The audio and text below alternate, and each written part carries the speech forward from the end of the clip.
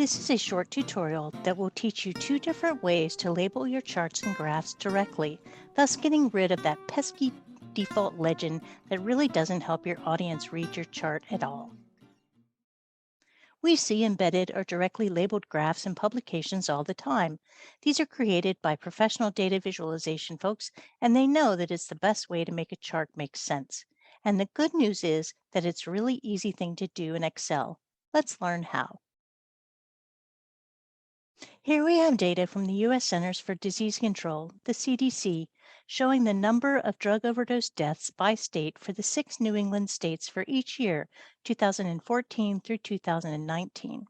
Let's make a simple line chart of this data by selecting all of it, choosing the Insert tab. We want a line drawing or a line chart, and we're going to choose the very first option there,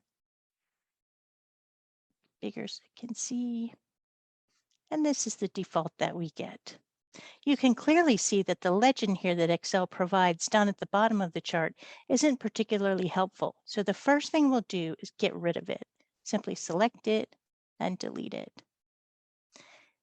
For the example today that I'm doing, I don't really need this axis to the left either, so I'm going to get rid of that. Now we need some space. I want to add data labels over here to the right, and I don't really want to squish them in there. So if I choose the plot area, the best way to do this is put your cursor in between two of the grid lines, click on it, then grab the bar over here and just slide it over to give yourself some space. Now I have a little room to work with. Now I don't want to add data labels to each point on the line by selecting it. But I do want to use the data label function as a way to add the name of each state directly to the end of the line. So we do this by isolating the last point on each one. So if I click this again, it'll do just that. And then if I right click on it, I can choose to add the data label. Now make sure you have label here as the singular, not data labels. If you have data labels showing up, you're somehow selecting them all, and it's going to mess up what we're doing. We just want the singular label, and you see it's adding here. And what it's adding is the point, the data point that matches this point on our graph, but that's not really what I want here. What I want is the series name, Massachusetts. So if I right click on the dot again and choose to format the data label, over here you see I have the option of the value, which is what we have right now, but I also have the option of a series name. So if I choose that and turn off the value, now I have my label here that I want to correspond with this. Let's do it again. I just want this singular line, right click, add a label, right click again to format that label, choose the series name rather than the value. Going to do it a few more times, or at least 2 times here so you can see something else.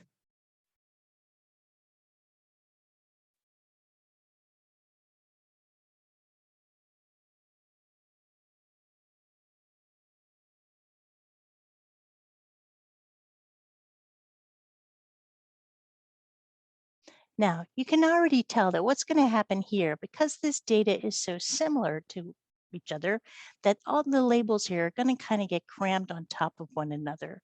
And there's another way that you can add a label to your chart directly that doesn't involve that and might help in a situation like this. It's also helpful in a time when you have a really long series name, you're really describing something with the series, and it's just not really going to fit. And you can only format these so much because they're really tied to that. So what we can do, rather than using that data label function, is to use a text box.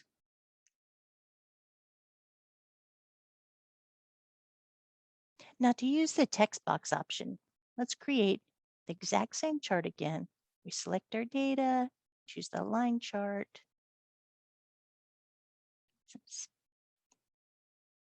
space here, delete the legend, delete axis, give ourselves some space here in the plot area. And now we want to insert some text boxes to work. So while we're in our chart, choose Insert, a text box, just like you would do pretty much every Microsoft product. Draw the text box. Now, instead of typing in the word Massachusetts here, I want to use the function key, and this helps us tie these together in terms of the data when we're moving in between programs, going from perhaps Excel to Word or Excel to PowerPoint when you're doing presentation things. So I'm going to choose the function and rather going to choose equal, and I want this to equal this series name right here, this particular box.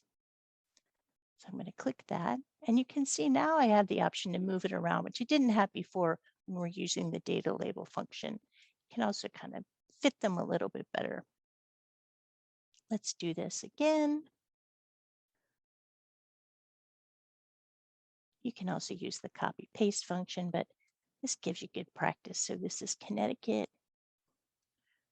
Choose that. Choose insert.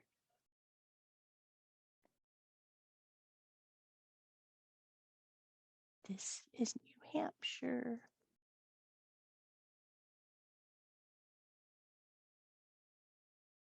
And then let's do Maine here so we can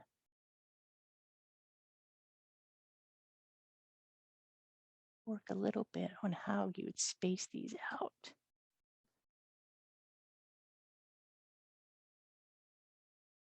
So now you could do a few things. You can move them such a way you can increase your chart size a bit, maybe. This is a little bit of a tough one, tough example, but depending on the stuff you have and that you're working with, it might work better. And remembering some of the tips from our Better Charts and Graphs tutorial, you could also highlight or make sure this text box is selected and color coordinate it. Probably wouldn't use these really light blues. We work on some good colors, it will work. But you can see that also helps tie them together when people are sort of looking to have a better read on them. The yellow is not good, but we know what we're seeing. So there you have it, 2 different ways. You can use the data label function or you can use the text box. You can do them around. You'll then, of course, add a nice chart title that will really give great explanation of what your chart is, and it'll be ready to go. That's it.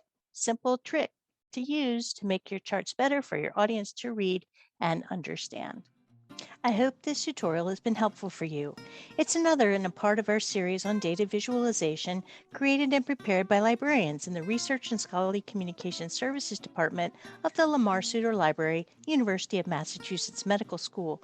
Please check out the other tutorials in this series, available now and always growing in number, to learn how to make better charts and graphs in your work.